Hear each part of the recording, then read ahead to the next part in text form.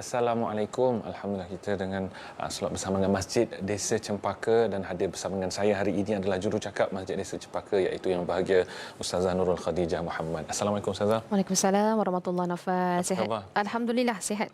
Syukur kepada Allah. Syukur bersama dengan kami meneruskan misi kami untuk pagi dan Assalam An-Nisa, insya-Allah. Bersama dengan Ustazah sendiri, insya-Allah. Meneruskan untuk topik kita, cinta Allah dan Rasul sallallahu alaihi wasallam. Subhanallah. Mudah Ustazah sebut dekat lidah, saya sayang Allah, saya Rasul. Tapi jauh sekali diimplementasi dalam kehidupan dan sebagainya. Lebih sayang tu keretanya sendiri, rumahnya sendiri, bisnesnya sendiri. Sebab boleh tahu tu bila mana rungsing tu, benda lain kita tak risau. Bila mana hilangnya harta benda dan sebagainya, hilang pasangan, oh sedihnya lain macam. Tinggal solat tak sedih. Astagfirullah. Mungkin sebagai permulaan Ustazah, sebagai mukadimah, boleh kongsikan kenapa suruhan cinta dan Allah, cinta kepada Allah, cinta kepada Rasulullah itu sangat penting, dan bagaimana dia dilukilkan dalam Al-Quran. Silakan. Allah subhanallah. Okey, auzubillahi minasyaitonirrajim. Bismillahirrahmanirrahim. Alhamdulillahirabbil alamin, wassalatu wassalamu ala asyrafil anbiya'i wal mursalin wa ala alihi wasahbihi ajma'in. Amma ba'du. Okey, sahabat-sahabat yang dikasihi sekalian, cinta Allah dan Rasul, subhanallah, amat mudah untuk dinukilkan, untuk dituturkan di bibir, okey, untuk dikalamkan, okey, tapi kita agak susah sebenarnya untuk disematkan dalam hati. Jadi kita cuba pada hari ini untuk kita sama-sama sematkan dalam hati kita cinta Allah dan juga kepada cinta Rasul. Okey, Islam ni agama yang sejahtera. Daripada perkataan aslama yang bermakna sejahtera. Jadi kalau kita dengar Islam ni adalah agama sejahtera, Allah telah berfirman dalam surah Ali Imran ayat yang ke-19. Inna ad-dina 'indallahil Islam. Sesungguhnya agama di sisi Allah adalah agama Islam. Okey, daripada zaman Nabi Adam sehinggalah Nabi Muhammad sallallahu alaihi wasallam. Jadi sejahteranya Islam ini, Allah telah mengurniakan pelbagai nikmat. Pelbagai nikmat yang kadang-kadang kita pun tak sangka nikmat tersebut kita peroleh. Sebagai contoh, agak-agak Naufal hari ini apa nikmat yang Naufal telah rasa daripada Allah Subhanahu Wa Taala?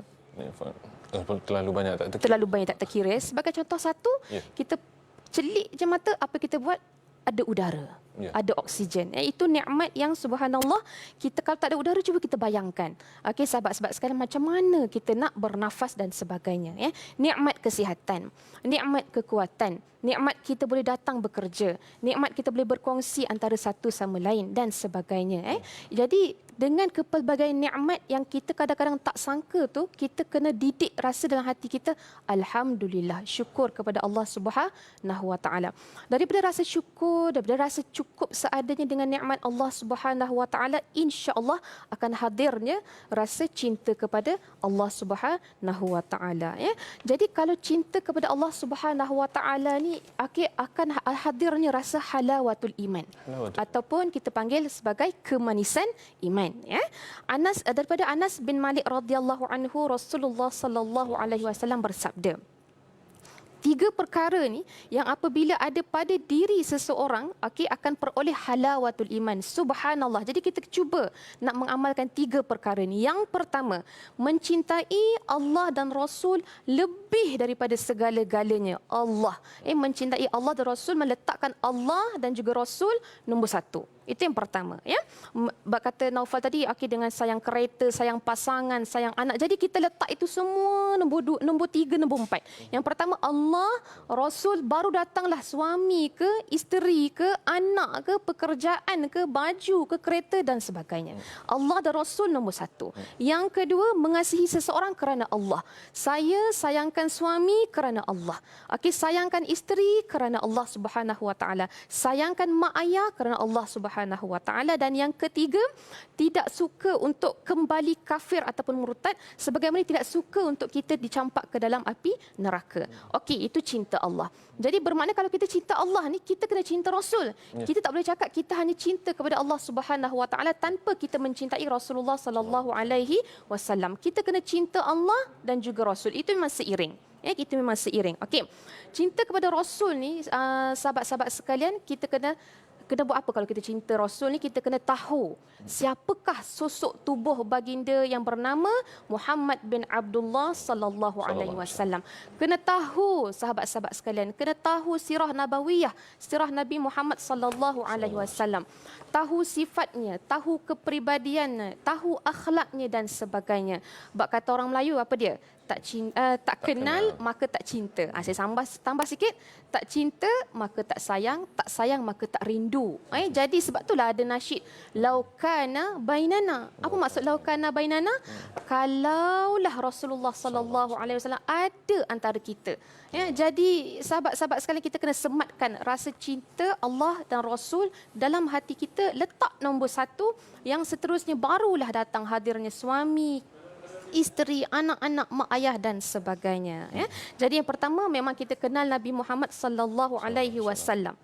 Sabda Rasulullah sallallahu alaihi wasallam, la yu'minu ahadukum, tidak sempurna iman seseorang itu hatta akuna ahabba ilaihi, sehingga dia menjadikan aku ni orang yang lebih disayanginya. Okey, min waladihi, daripada anaknya, wa min wawalidihi, daripada ibu bapanya, wan nasi ajma'in, dan seluruh umat manusia. Jadi daripada hadis ni memang kita kena meletakkan Allah nombor satu dan diikuti dengan baginda sallallahu alaihi wasallam. Okey, jadi saya teringat, kalau ada camp motivasi, saya teringat satu lagu ni yang bernama Cinta 5 Perkara. Wallahu alam pernah dengar ataupun tak? Okey, cinta kepada Allah, cinta kepada Rasul, kepada ibu bapa, cinta kepada ummah dan kejayaan. Cinta 5 perkara ni. Boleh search. Saya rasa Saujana yang nyanyi lagu ni. Cinta 5 perkara. Macam itulah Naufal. Jadi kita kena letakkan Allah dan juga Rasul di maqam yang pertama, baru hadirnya yang kemudian, yang akhirnya. Jelas lagi bersuluh pastinya. Sebagai orang Muslim perlu ada Allah dan Rasul. Ya, betul. Sekiranya kamu sayang Allah, fattabi'un, ikuti Rasul sallallahu alaihi wasallam. Tetapi Ustazah, bukan masyarakat kita sendiri pun, kita kadang-kadang bertuhankan tu bukan pada Allah. Masa kita lebih kepada dunia. Tak kira lah macam Ustazah sebutkan tadi tu, masa kita lebih kepada harta.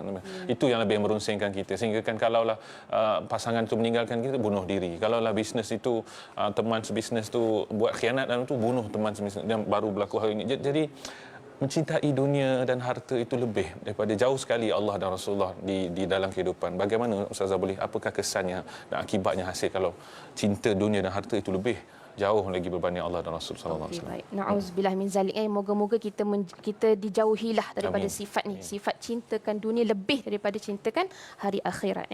Daripada Abu Hurairah radhiyallahu anhu, Rasulullah sallallahu alaihi wasallam bersabda, okey, ad-dunya sijnul mukmin. Okey, dunia ni penjara bagi orang mukmin. Ya Allah, beratnya. Kenapa penjara Ustazah? Memang penjara.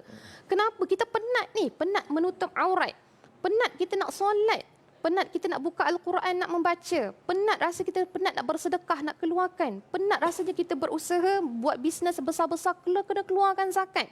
Penjara, memang penjara. Rasa macam nak buat dosa, perkara larok, tertahan-tahan. Jadi memang penjara bagi orang mukmin, tapi dunia ni syurga bagi orang kafir. Itu memang Rasulullah sallallahu alaihi wasallam bersabda. Jadi bersabar. Saya selalu pesan kepada para pelajar, kepada contoh saya ada buat kelas dengan makcik-makcik satu kampung saya, sabar makcik nak masakkan untuk suami kojap ya. Tapi Ustazah, bila ni Ustazah, kalau masak je kena komen. Sabar makcik, insya-Allah balasannya di syurga kelak. Okay, memang dunia sijnul mukmin. Dunia ni memang tempat persinggahan, ataupun kita panggil R&R lah. Rehat dan rawat.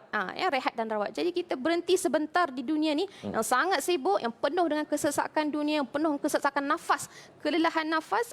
Semoga kita dapat mengawallah kesesakan nafas, kelelahan nafas kita tu untuk kita berasa lega, tenang di akhirat kelak.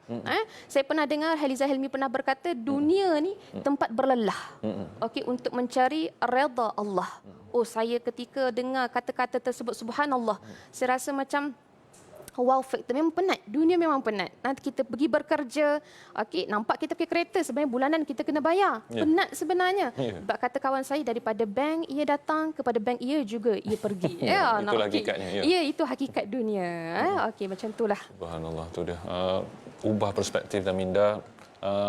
kalau betul kita meletakkan dunia itu adalah penjara, maka pastinya insya-Allah Allah dan Rasul akan didahulukan insya-Allah. Baik Ustazah, hari ini hadir sebagai jurucakap Masjid Desa Cempaka, boleh kongsikan kepada penonton apa kempen yang hari ini pada Masjid Desa Cempaka. Okey, baik, terima kasih Naufal. Okey, Masjid Desa Cempaka Nilai ini, sahabat-sahabat sekalian, penonton-penonton yang dirahmati oleh Allah Subhanahu Wa Taala, dalam proses pengumpulan dana untuk membina Masjid Desa Cempaka Nilai yang terletak di Dilai Negeri Sembilan Darul Khusus. Kita boleh lihat infografik lukisan artis kita, ini adalah kita punya gambaran untuk insya-Allah untuk pembinaan masjid kita. Uniknya dan wow faktornya Masjid Desa Cempaka Nilai ini adalah dia mengaspirasikan, masjid pertama mengaspirasikan konsep mesra muslimah. Mesra muslimah macam mana tu Ustaz? Ya, mesra muslimah ni bermakna maknanya kita akan ada ruang khas memang untuk muslimah beraktiviti. Tidak mengganggu dewan solat utama dan sebagainya. Sebagaimana kisah daripada zaman pemerintahan Saidina Umar Al-Khattab radhiyallahu anhu. Beliau pernah berkata, beliau masuk satu pintu tu, beliau berkata rasanya pintu ni baik untuk khas untuk wanita sahaja. Jadi sejak itu memang pintu tersebut di Masjid Nabawi memang khusus untuk wanita, dan memang betul sehingga sekarang kita memang ada, kalau kita pergi umrah ke pergi haji ke menuju ke Masjid Nabawi ke, sahabat-sahabat sekalian, memang ada pintu khas untuk wanita. Jadi kita tidak perlu berebut-rebut dengan muslimin yang para jemaah lelaki. Pintu 25 tak silap saya. Pintu 25. Jadi inilah dia. QR code pun dah ada. Nombor account bank pun dah ada. Ya sahabat-sahabat sekalian, semoga sebenarnya infak dan sedekah ni juga merupakan salah satu sifat ataupun akhlak ataupun kepribadian untuk kita meningkatkan cinta kita kepada Allah dan juga Rasul. Moga-moga dengan sedekah dan infak tuan-tuan dan puan-puan sekalian dapat menjadikan bekalan pahala jariah yang berpanjangan di akhirat kala, insya-Allah. Insya-Allah. Berapa agaknya ni Ustazah? Fasa pertama kita memerlukan dalam 7 juta. Jadi kami sedang mengumpul dana untuk membina Masjid Desa Cempaka Nilai. Jadi saya menyerulah terutama kepada diri saya sendiri dan juga kepada sahabat-sahabat sekalian untuk membantu kami dalam proses pengumpulan dana untuk membina Masjid Desa Cempaka Nilai yang mengaspirasikan konsep mesra muslimah. Doa-doakanlah. Jadi moga-moga proses pengumpulan dana untuk pembinaan masjid ini akan berjayalah. Amin, insya-Allah. Sama-sama kita infakkan harta kita, para penonton sekalian, masya-Allah. Bahagia para muslimah insya-Allah, beraktiviti semua, tak ada risau aurat dan sebagainya, boleh lebih tenang untuk menuntut ilmu insya-Allah. Terima kasih Ustazah. Kita ucapkan bagi Ustazah Nurul Khadijah Muhammad, jurucakap Masjid Desa Cempaka. Kita berhenti berehat, terus stay bersama kami di Assalamualaikum. Assalamualaikum muslimin dan muslimat yang dirahmati Allah. Kerja pembersihan tanah sedang dijalankan bagi pembinaan sebuah Masjid Desa Cempaka Nilai untuk lebih 20,000 ahli qaryah setempat, dan ianya juga merupakan sebuah masjid mesra muslimah.